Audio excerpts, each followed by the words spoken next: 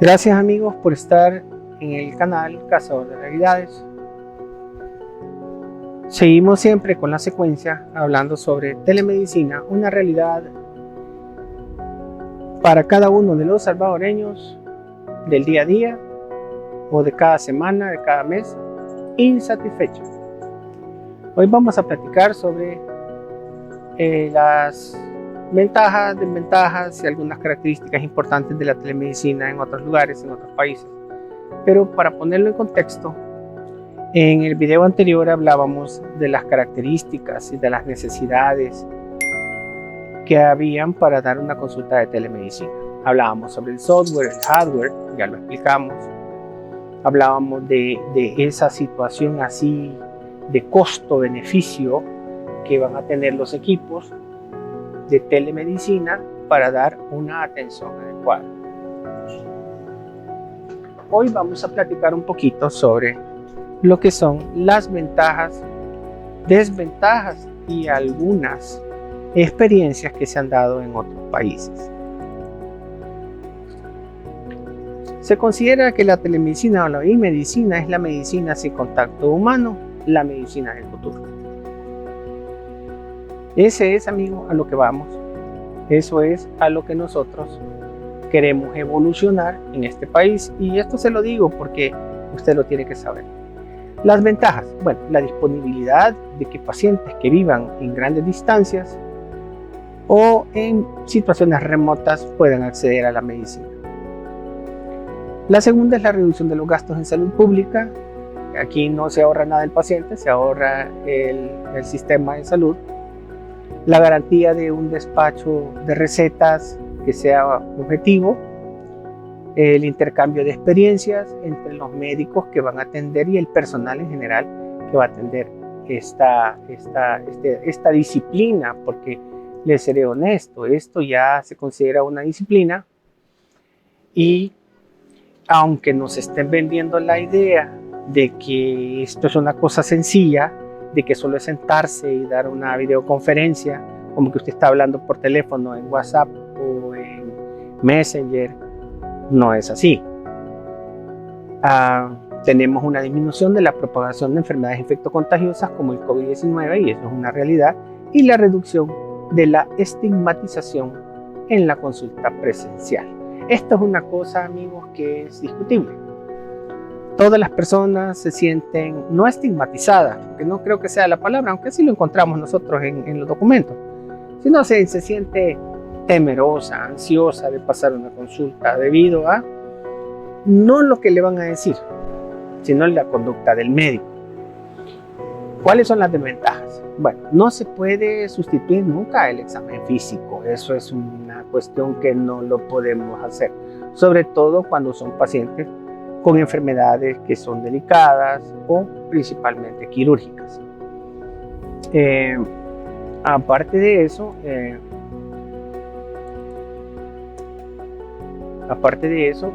otra de las desventajas es el costo. El costo en el que se tiene que invertir para cada paciente, para el médico, el costo no solamente en los dispositivos, sino también en el software, que generalmente es un software de pago, no te lo venden ni una sola vez, estás pagando mensualmente por el uso, dejas de pagar, te cortan el servicio. Esa es otra de las desventajas, ¿verdad? Bueno, se requieren médicos entrenados en la telemedicina, ¿verdad? Y nos vamos a dar cuenta que la mayoría de los médicos no tienen las competencias ni las habilidades necesarias. No es una práctica muy aceptada en todos los países y los datos recolectados crean una vulnerabilidad de los pacientes en cuanto a la confiabilidad y la seguridad. Se requiere más tiempo por parte del médico, es lo que hablamos en el video anterior, que no crean que porque va a ser más efectiva se va a gastar menos tiempo. Y vamos a tener también el aumento, ¿verdad?, de el margen de error durante la prestación de la consulta, debido a errores tanto humanos como del equipo técnico, caída del sistema, muertes eléctricos, cosas por el estilo.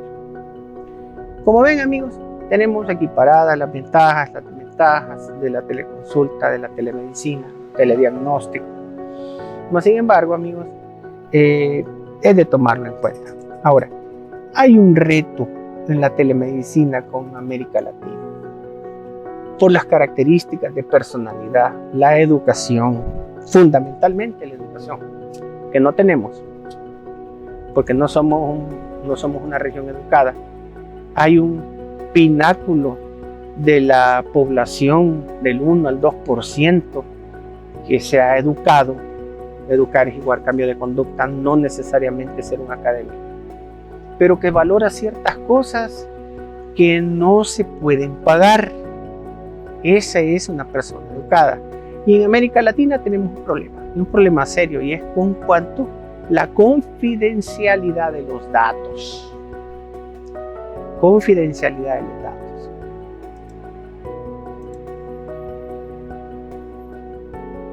Esto implica, amigos, que debe haber una ley de protección de datos clínicos. Últimamente, en nuestro país se han legislado las leyes sobre inteligencia artificial, sobre manejo de activos digitales, sobre la energía nuclear. Pero creo que hay un vacío en cuanto al manejo de los datos clínicos. Y esto implica ciertas cosas, amigos, porque aquí nosotros nos vamos a dar cuenta de varias cosas. En primer lugar, amigos, los datos, para ser recolectados, necesitan una hoja de consentimiento informado. Eso implica que es un documento legal, médico legal, donde el paciente le va a firmar a usted y va a estar aceptando que todo lo que él prácticamente tenga en su consulta, sus recetas, sus diagnósticos, tiene que estar guardado dentro del sistema digital, y además de guardado, tiene que estar de una manera así protegido, para que estos datos no puedan ser filtrados, no puedan ser compartidos, no puedan ser comentados con ninguna persona que no sea el paciente o la persona que el paciente pueda autorizar para el conocimiento de dichos datos. Entonces aquí es donde entramos. Como le digo, en América Latina somos muy comunicativos, y esto usted se ha dado cuenta muchas veces que usted ha ido a pasar consulta presencial.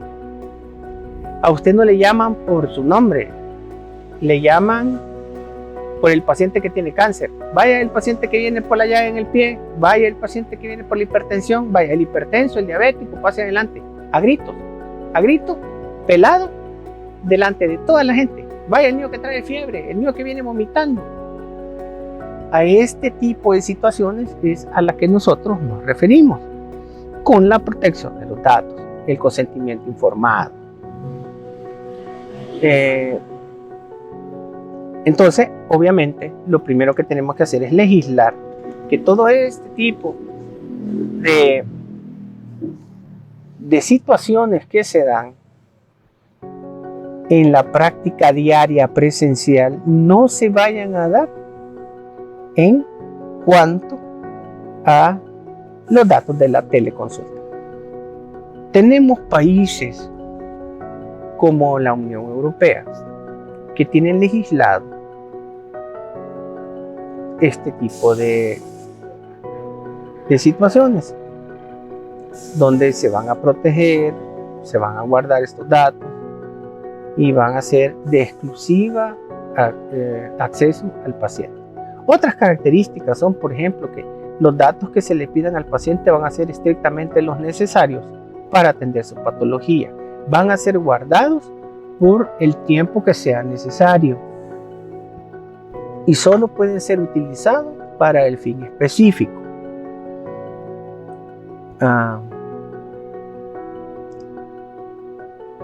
Los datos se deben conservar solamente por el tiempo necesario para que se realice el tratamiento del paciente y deben ser protegidos mientras el paciente está en tratamiento. Y estos datos se deben obtener, como decía al principio, bajo una acta notarial de consentimiento informado.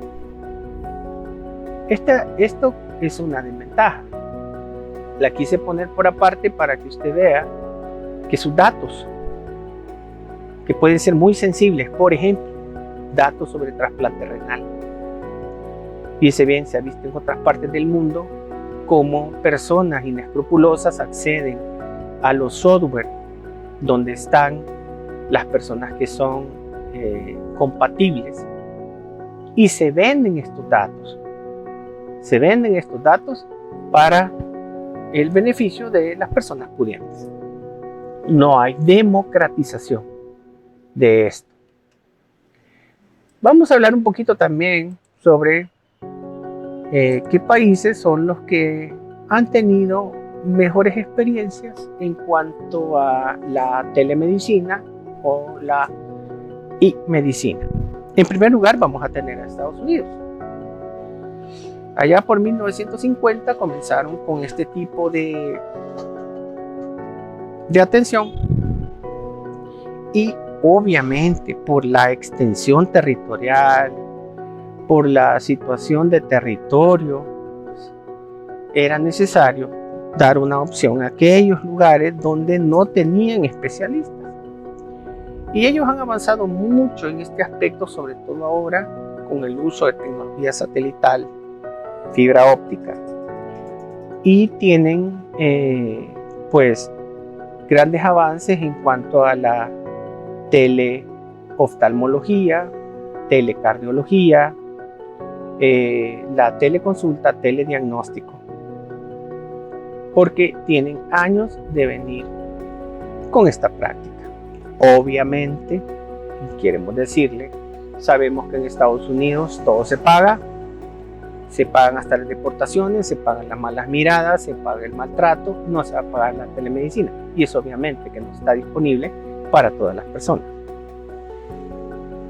Luego tenemos a Reino Unido, que utiliza la tecnología inalámbrica a través de satélites y fibra óptica, y que su fortaleza está en la telecardiología, la teleradiología, teleaudiología, teleenfermería y la telerehabilitación.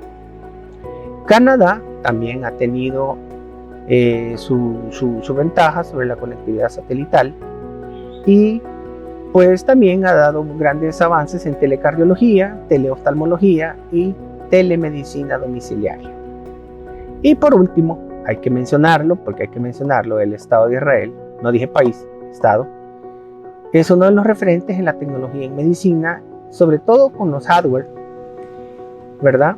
Y en el uso de la medicina de uso domiciliario. Aunque es un país que es muy pequeño, bueno, no es un país, es un estado muy pequeño, la mayoría del país no les pertenece, pero ellos lo tienen.